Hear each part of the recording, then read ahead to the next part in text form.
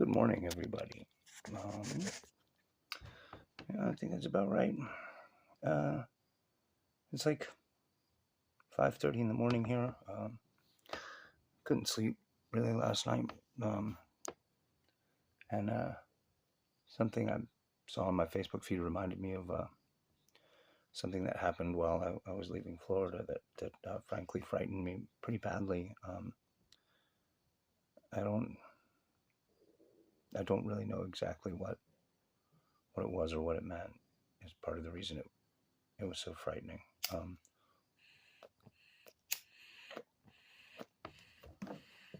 try to tell this story as quickly as I can, but it's kind of a big story.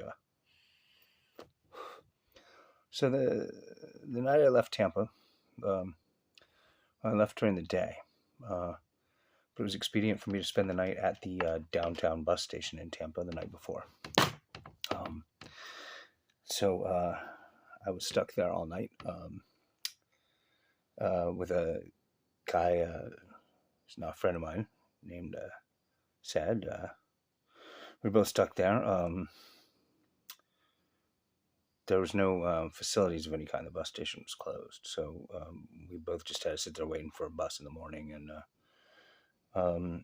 we didn't have any water. There was no water fountain or a bathroom, anything like that. So I was having trouble walking and carrying things at this point. So I left my bag there with Ted and walked to the nearest open convenience store using my phone to navigate. It's about a half an hour walk away. I was already pretty spooked when this happened. Downtown Tampa, I don't know if it's always like this, but there was something just really weird about everything in that neighborhood that night. It was really, really quiet, ominously quiet, like the kind of quiet they signal in the movies with wind whooshing in empty streets, newspapers blowing around, but there wasn't even newspapers blowing around or wind whooshing. It was just quiet. I saw maybe one car go by. Once or twice I saw some homeless people in the distance, like a block away, 2 blocks away. They were being quiet also. So on the way back from the store, I have a picture of this building. I'll try to attach these pictures when I post this story. So this building it looked like already the perspective looked weird.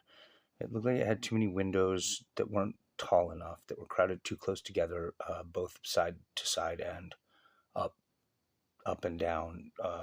Like the floors were shorter than normal. And it was a tall building, probably about 20 stories, 25 stories. And maybe 2/3 of the way, 3/4 of the way up the side of it, there's only one window lit. And now that was already weird. So I'm approaching. I'm on the other side of a city block that is basically just bombed out rubble. Something has been demolished and the debris carted away for the most part. So there's a whole city block that is basically like the Lost City in Land of the Lost. So so I'm walking across the concrete and I'm watching this building as I approach. There's one lit window, and like I said, that's already weird. One window out of, I don't know, maybe 100 that I could see on that side of the building facing the block I was walking through. And in the window there was a figure in silhouette, sort of dancing. Looked like a white guy in a suit is the impression I got. Just totally blacked out silhouette, and that was already a little weird. He's backlit. I should have been able to see some features. I could see him really clearly somehow. I could tell it was a guy in a suit. There was definition, but it was just blackness. I could see the bottoms of his feet and the top of his head. He had clearance at the bottom. Like it looked like his feet were on something that was a couple of feet above the bottom edge of the window.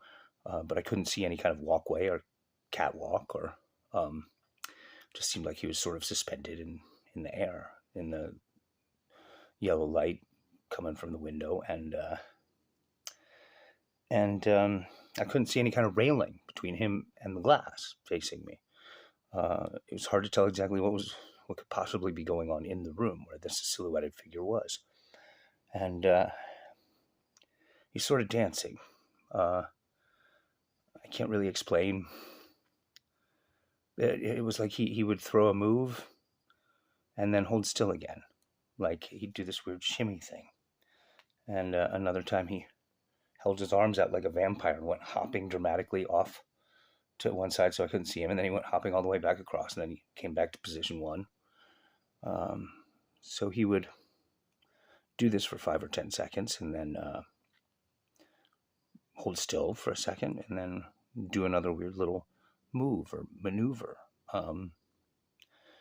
This already seemed really phantasmagorical to me. There was something just deeply strange about this, and I sort of ran personal mental inventory to make sure I wasn't hallucinating. I was really feverish that night. I was really ill. So I got about halfway across the block, a little bit closer, and at some point the silhouetted figure just sort of leans way forward.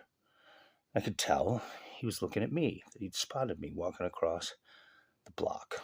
And at this point I was starting to get a little spooked, but put a brave face on it. I found myself sort of internally calculating how long it would take him to get downstairs if he was moving as fast as he could, but the building had elevators inside. But when I realized he was looking at me, I stopped walking for a second, gave him the devil horns salute. And suddenly there was a huge poof of flame in front of his face, like he was torching a pipe with a lighter turned all the way up. But even so, that wasn't what was going on. It was way too much flame. It was like there was a flame that was big enough to cover the entire face, and it didn't light his face. He was still a black silhouette, even while the flame was going, and it was going for a few seconds. So I walk up to the corner. So the building is a little bit to my left now, and there's like a street light there at that corner, but there's no traffic. No car has gone by this entire time. There has not been a sound of any kind this whole time. And I needed to cross the street. So I sort of looked both ways, even though I know there's no cars and traffic, just making sure. The street facing this window, there was sort of a grotto effect. The sidewalk was sort of sunken, and there was a row of like planters, and in front of them a row of trees, and then the street, sort of a back street, side street between that sidewalk and that side of that building, that hotel. So I look over and I'm like, oh, that's cute. And then I realized there are people there. They're sort of perched or sitting along the planters in complete dead silence, and they're completely motionless. And there's maybe 10 of them, and they're all just staring up like that, motionlessly staring up at the window where the guy is dancing. The closest one's about 10 feet from me. None of them look over. None of them acknowledge me in any way. They continue to be stock still, so still I didn't realize there were people there as I was walking up. And then I got scared, because at that point I thought, what the fuck am I looking at here? What the fuck am I looking at? What's going on here?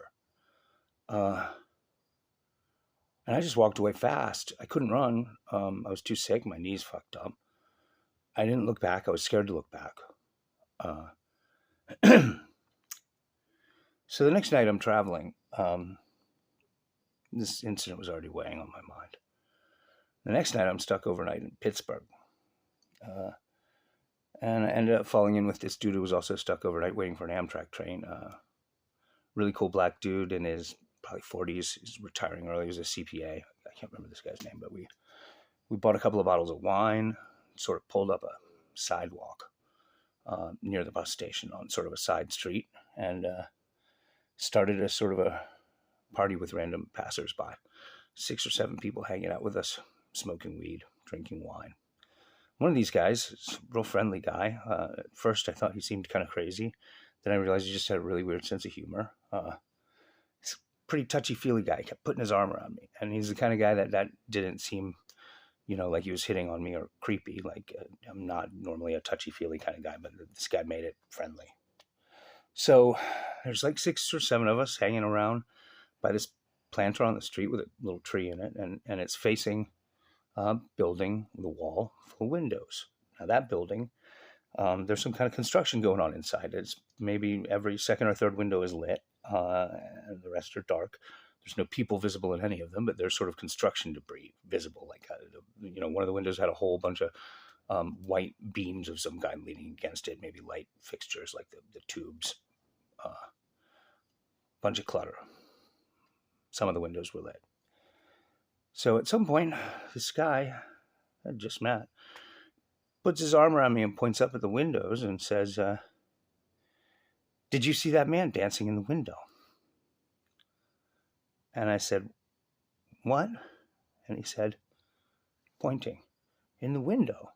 There's a man dancing in the window." And I looked.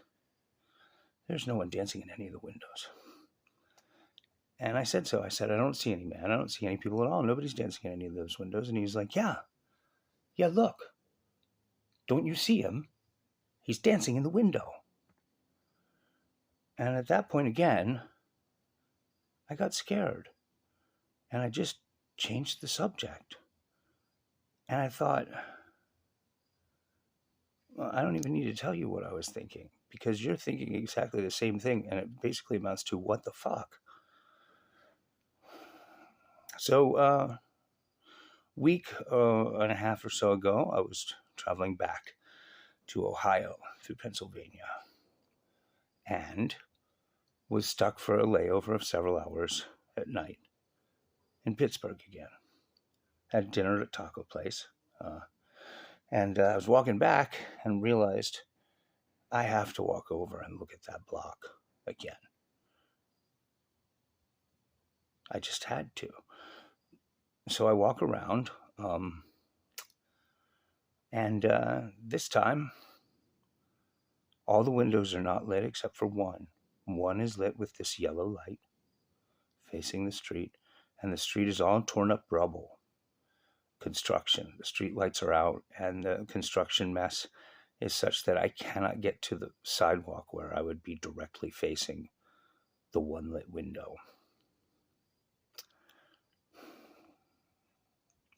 That's it. I mean, it doesn't have a resolution or a punchline. If anybody watching this can explain to me what was going on there, it reeked of magic, for sure.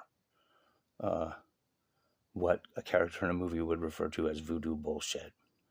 But it sure wasn't voodoo. I mean, not any voodoo I've ever run across. And seeing that building with one lit window on the way back, I mean, it should be meaningless. It shouldn't have any relevance. Anyway, I took pictures of the building with the one lit window that second time, and the street all torn up so I couldn't get around to the side facing the window. I didn't see anybody in the yellow window the second time, but I had this weird feeling that if I could just get around and line myself up facing the wall head on, that I might see the dancing man again. That's it. That's my whole story. It scared the fuck out of me.